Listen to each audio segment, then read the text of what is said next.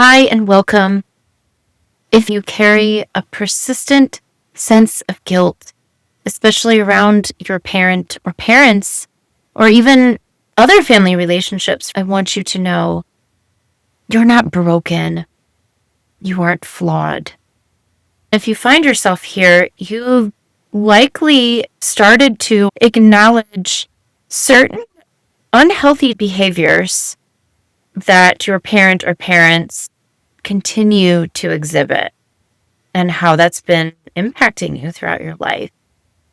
Specifically today, I wanted to highlight adult daughters who feel often responsible for other people's feelings, second guess their boundaries, or have this persistent feeling of guilt, even when really they haven't done to harm anybody else. Let's unravel today perhaps why this guilt continues to exist. Often it's assumed that the feeling of guilt appears because we've done something wrong. While guilt has its place, there are times when we have done or said something wrong in other contexts, and then we have the chance to repair that. I'm speaking more to this feeling of guilt that comes up when there really isn't anything that we've done to harm another person. This is the kind of guilt that's not moral. In other words, it wasn't an action of ours that we don't feel okay with. It's relational. This relational guilt likely was learned early in environments where love, approval, connection, emotional safety likely depended on you as the child staying very attuned to the manipulative parent, agreeable to them, compliant, performant.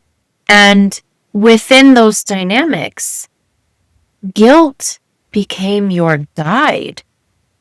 Guilt likely told you when to adjust yourself around the manipulative parent to keep the peace, to maintain some semblance of connection. Fast forward to today, if you tend to feel guilty resting, saying no, advocating for yourself, choosing yourself, speaking your truth, feeling your authentic feelings without that hefty side of guilt, didn't surface out of nowhere. It's likely surfaced out of this ongoing manipulation that you've experienced from your parent. And manipulation often isn't dramatic or even obvious. One of the really difficult aspects of manipulation is just that. Often, it's hard for other people to spot it, which can make you feel even more isolated in this experience.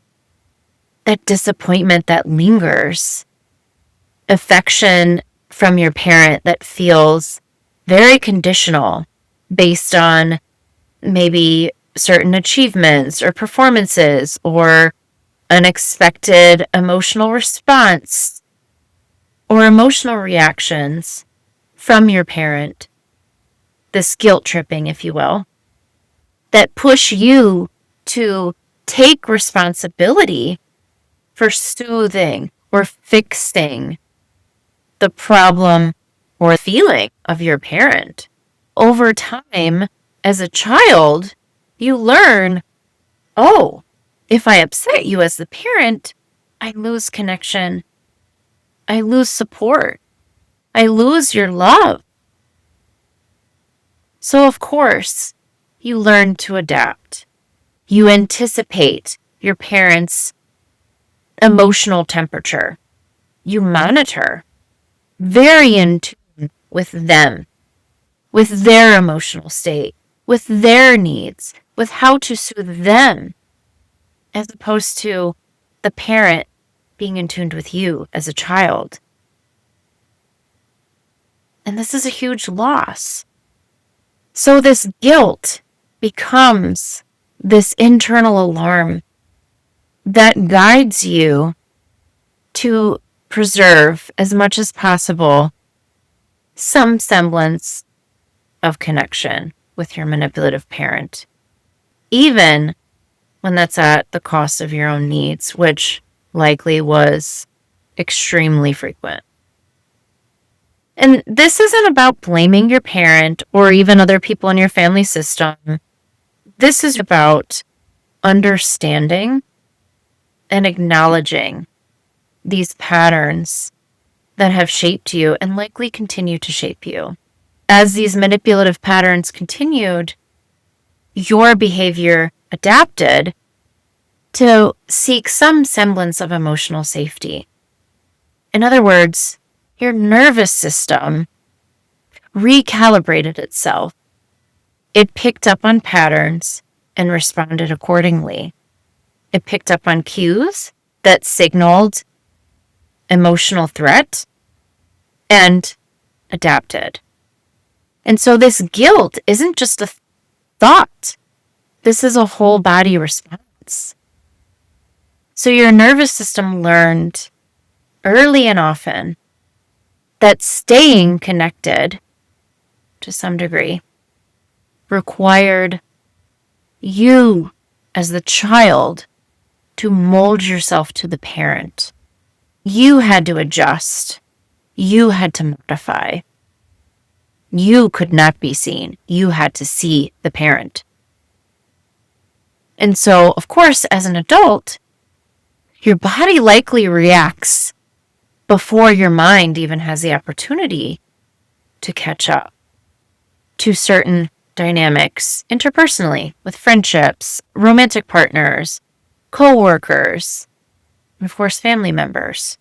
This guilt can show up almost automatically, even when logically in your mind and in your heart, you know you haven't done anything to harm this other person. Something in your body is set off. This alarm bell telling you that now as an adult, in a different context with somebody else, it's not safe to tune into yourself. Your body's telling you it's not safe to speak up for yourself. It's not safe to say no. It's not safe to live your authentic truth, that it will rupture this connection, that maybe it will lead to conflict. Those patterns that have really been created in your nervous system. And while it's not impossible to rewire a nervous system, it is challenging. This is not to say that you're broken or flawed. We all have certain wiring based on our past experiences that present challenges for all of us. And perhaps in your process of acknowledging these patterns and trying to make sense of them, maybe part of your story has been creating some distance, whether that's emotional distance from the manipulative parent or even physical distance. And you've likely felt this uneasiness that it doesn't immediately resolve this persistent feeling of guilt that continues to pop up for you. It's likely that this feeling of guilt, this conditioning, really lives inside. It's really been imprinted in you. And having this insight, this awareness, the acknowledgement of this manipulation is a really important first step. However, the insight alone doesn't rewire the nervous system. Now, that's not to undermine the power of the acknowledgement, the awareness, and the insight. That first step is often a very difficult one. There is so much grief in acknowledging these patterns in our manipulative parent and the grief and the loss and the pain and anger and all the feelings that come with that. And it's okay to exist in that step for as long as you need. It will likely be ongoing. This imprint in your nervous system really just signals that your body learned how to protect itself before you could really name this. And naturally, your body guided itself towards the highest level of emotional safety possible to soften the impact. Didn't eliminate the impact by any means, but your instincts kicked in. As an adult, this guilt that surfaces likely doesn't mean that you've done something wrong. There are times that we've said something thoughtless or careless and it didn't land with somebody. In terms of our own moral compass, there are times that guilt comes up, and then we get to decide what we do with that. We get to decide how to repair, what that looks like, etc. But that's not the type of guilt we're talking about today. We're not talking about moral guilt. We're talking about relational guilt. Perhaps you've heard this term guilt trip, right? Somebody sends you on a guilt trip. That's the type of relational guilt we're talking about. When the manipulative parent feels a certain type of way or has a certain type of experience, and through their behaviors, dump that onto you, the child, or even as the adult child, you are somehow responsible for the parent's feelings, experience, and you're not. You are not responsible for your parents' emotions, for soothing them, for resolving whatever problem is presented in their life. And in placing that on you, that's relational guilt. That does not come from your own moral compass.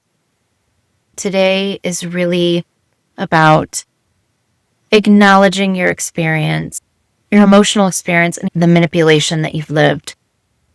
You don't have to do anything with that now or even ever, if you choose to. But the acknowledgement and the awareness in and of itself is such a valuable form of caring for yourself, of validating that you have lived this really painful experience for probably as long as you can remember. And if it feels supportive to you, perhaps in this moment, noticing your own experience. What is it like to hear these words that perhaps are pretty similar to what you've lived? What feelings arise? Maybe what sensations present in your body as you listen to this? Maybe there's memories that surface. This might be hard to sit with. This might be hard to listen to.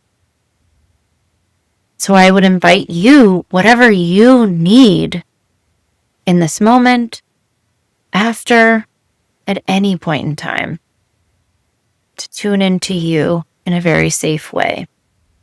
That could look a variety of ways. Perhaps it's just a pause for some deep breaths. And if this resonated with you today, you're not alone. So many adult daughters are often quietly carrying the same weight of these patterns. And being able to acknowledge and validate this experience is so huge.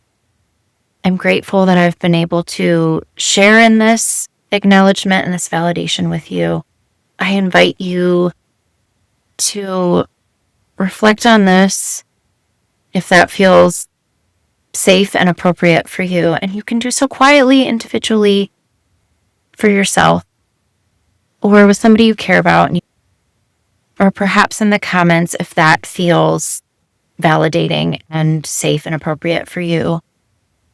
Whatever resonates with you, I would encourage you to tune in to whatever feels validating and safe for you to listen to your own authentic experience. As always, I'm so grateful for your time, your attention, and for sharing in this moment with me. Until next time, take good care of yourself. You are so worth it.